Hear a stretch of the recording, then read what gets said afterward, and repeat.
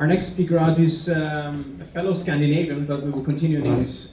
Jacob Makangama, he represents Cepos, which is a sibling, or I'm not sure who came first, but I guess they're older than Civita. But Cepos in Denmark has its own head of legal affairs, and he has come here to share his introductory remarks and will be part of the panel conversation. You might also see that the lady we invited, Janne Holm-Maklari, as part of a national commission to review our constitution on whether to include also a human rights chapter there. Unfortunately, she has been called upon by the Vatican, and due to some disturbances related to air traffic that we all have felt or heard about the last, she just had to use a window opportunity, and she's there now, or at least on her way. But she would have really liked to be part of the conversation. Jacob, I'm not sure if you talk on her behalf, but I'm sure interested in listening to your remarks. Yeah, thanks a lot for inviting me. It's a big honor, and I don't think Oslo has ever had so many prominent human rights activists as in these days, and therefore it's a little bit humbling to stand here because I have never been subjected to the treatment that many of those who are in Oslo, such as, for instance, Anwar Ibrahim, has, and so I haven't felt the struggle for human rights on my own body. Nevertheless, it's what I do, what I work with every day. I'm also a lecturer at the in international human rights law at the University of Copenhagen. My message today, what I will be talking about, are some of the dangers as I see it in human rights, in overreach of human rights, and institutions that should facilitate human rights, but perhaps actually undermine human rights. And I hope that can be used as a good platform for discussion. There can be no doubt in my mind that the fight for human rights is essential in a world where blatant violations of fundamental freedoms occur on a daily basis. As I see it, the true purpose of human rights is to act as a bulwark against tyranny and to secure freedom, so that Anwar Ibrahim can fight for democracy and change in Malaysia without facing harassment and imprisonment, so the Ugandan lesbian activist Kasha Jacqueline can live her life as she wants without facing the death penalty in Uganda, so that millions of Chinese can seek information as they want without facing censorship and prison camps. This purpose of freedom unites people across cultures and political divides.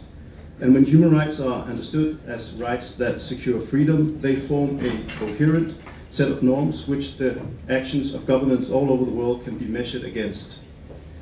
Whether someone is being electrocuted in Sudan or Sweden, we're not in doubt that that person has been tortured. But the language of human rights has become ubiquitous in international politics.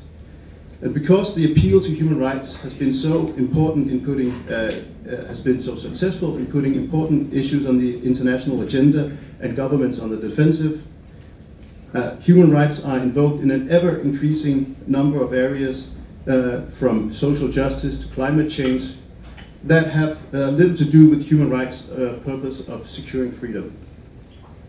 But human rights should not and cannot be used to solve all the world's pressing problems, without the concept of human rights becoming meaningless and hijacked by special interest and political agendas.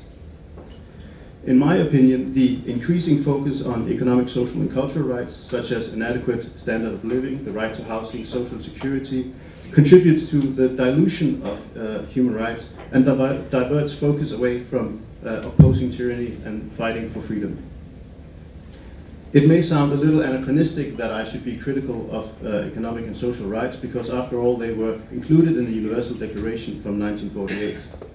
But when the Declaration was adopted in 1948, founders such as Eleanor Roosevelt, René Cassin and Charles Malik understood fully that only the civil and political rights were real rights capable of being defined and enforced, and that economic and social rights must be treated as political aspirations rather than legal entitlements. Philosophically, the two sets of rights are very different. Civil and political rights like freedom of association and freedom of speech ensure that political pluralism ensure political pluralism, and without such rights, democracy would not be legitimate. Even more importantly, these rights limit what actions even a legitimate government may subject its citizens to. So no matter how large a majority is behind a government, it cannot use torture, it cannot arbitrarily detain its political opponents. The social rights, of course, do not directly legitimize governments.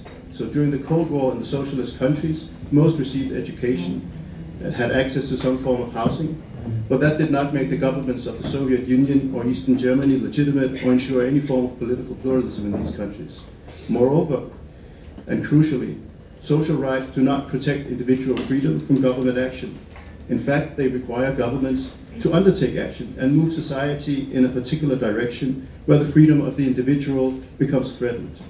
And I see the best example of this may be countries like Cuba and Venezuela, where their constitutions explicitly include these social rights and where individual freedom is trampled.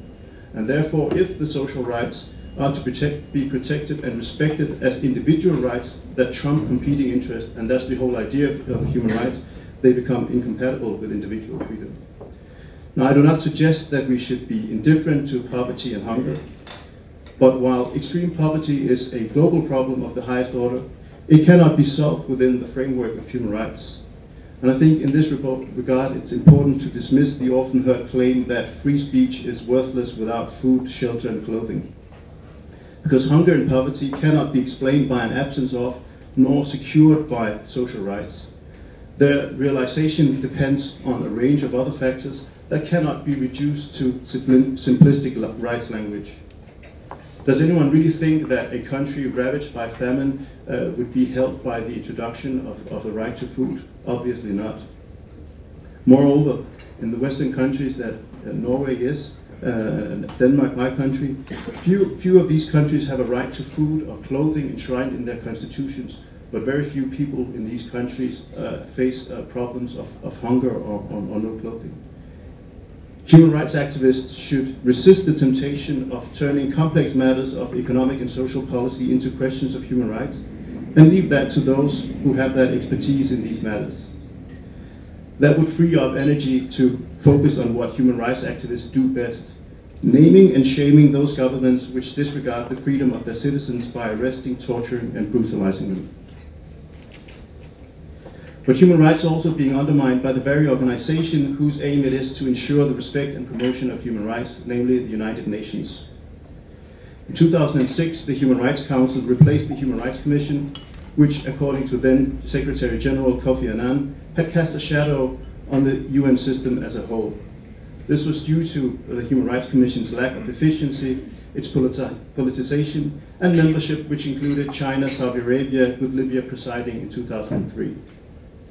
But the Human Rights Council has been a possibly even bigger failure. It still includes members such as Saudi Arabia, China, and Russia.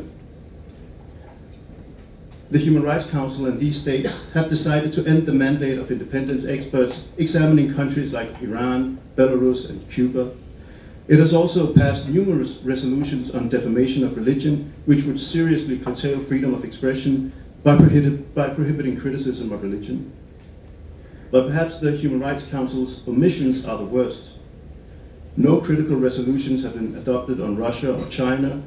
Those who have been passed on Sudan fail to hold Bashir accountable for the atrocities in Darfur, and the list goes on and on. But the fact that the Human Rights Council has been a failure should not come as a surprise to anyone, because the UN will be doomed to fail as the world's human rights watchdog, because the credibility deficit is systematic and will remain so as long as authoritarian states like Saudi Arabia, Russia, China get to have a decisive say on what the Human Rights Council should concern itself with. Because the leaders of these countries obviously have no incentive to promote and protect human rights and freedoms. The only way they can stay in power is by systematically violating basic human rights. If they didn't, they would be out of office. It would be political suicide for Chinese communists to allow unrestricted freedom of expression, free elections, or to crack down on the torture so efficient in